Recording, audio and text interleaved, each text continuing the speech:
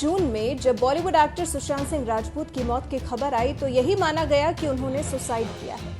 लेकिन ये झारखंड के बीजेपी सांसद निशिकांत दुबे ही थे जिन्होंने सबसे पहले देश के गृह मंत्री अमित शाह से इस मामले में आधा दर्जन से ज्यादा जांच एजेंसियों से जांच कराने की मांग की थी।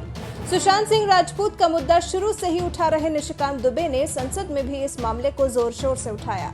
मॉनसून सत्र की कार्यवाही के दौरान झारखंड के गोड्डा से बीजेपी सांसद निशिकांत दुबे ने सुशांत सिंह राजपूत और ड्रग्स के काले कारोबार का मुद्दा उठाते हुए कहा कि सुशांत सिंह की मौत के बाद मैं पहला शख्स था जिसने हकीकत सामने लाने के लिए आवाज उठाई थी।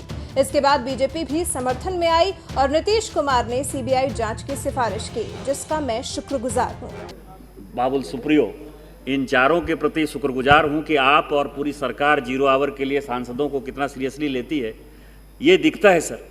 मैं आपके माध्यम से सुशांत सिंह राजपूत, जो कि हमारे बिहार के थे और उनकी हत्या हुई या उन्होंने आत्महत्या की, ये तो विवेचना का विषय है, वो केस चल रहा है सर। और 14 जून को जिस दिन उनकी हत्या हुई या आत्महत्या हुई, वो मैं पहला ऐसा सांसद था जिसने इस मुद्दे को उठाया और लगातार इस मुद्दे को उठाया। उसके बाद मनोज तिवारी जी, रवि किशन जी, डॉक्टर सुब्रमण्यम स्वामी और उस सदन की रूपा गांगुली, ये सारे लोग जो है उसके बाद जो है आए। उसके बाद भारतीय जनता पार्टी भी आई सर।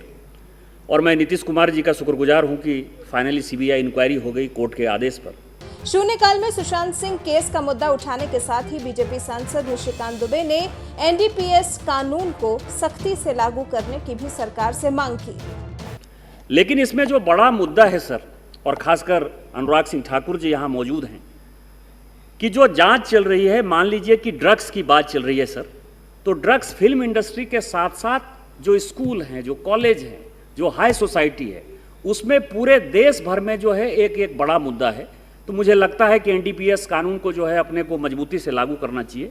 लेकिन माननीय अटल बिहारी वाजपेयी जी ने फिल्म इंडस्ट्री को इंडस्ट्री का दर्जा दिया, जिसके कारण ट्रांसपेरेंसी हो पाए और दाऊद इब्राहिम जैसे लोगों का, आतंकवादियों का जो पैसा फिल्म इंडस्ट्री में फंसा हुआ रहता है, वो एक ट्रांसपेरेंट तरीके से आए, क्योंकि एक डायरेक्टर जो है इसके लिए जेल भी जा चुके हैं सर।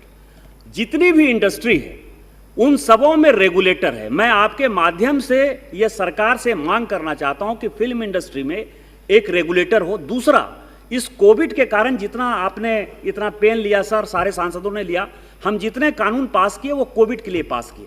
और सरकार के पास पैसे की कमी है, देश के पास पैसे की कमी है, और टूरिज्म जो है वो ज़्यादा रोजगार देता है। और फिल्म इंडस्ट्री जब शूटिंग करने के लिए कहीं जाती है सर, तो वो एक लोकेशन जो है टूरिज्म के लिए एक बड़ा बनता है।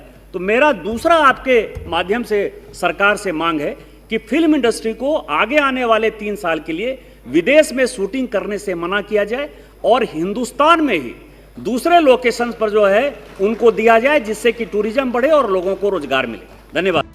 सांसद निशिकांत दुबे ने इससे पहले गृह मंत्री अमित शाह को पत्र लिखकर मांग की थी कि सुशांत सिंह राजपूत की मौत के कारणों और उनके तह तक जाने के लिए CBI, ED, income tax, NIA और एसआईटी बनाई जाए।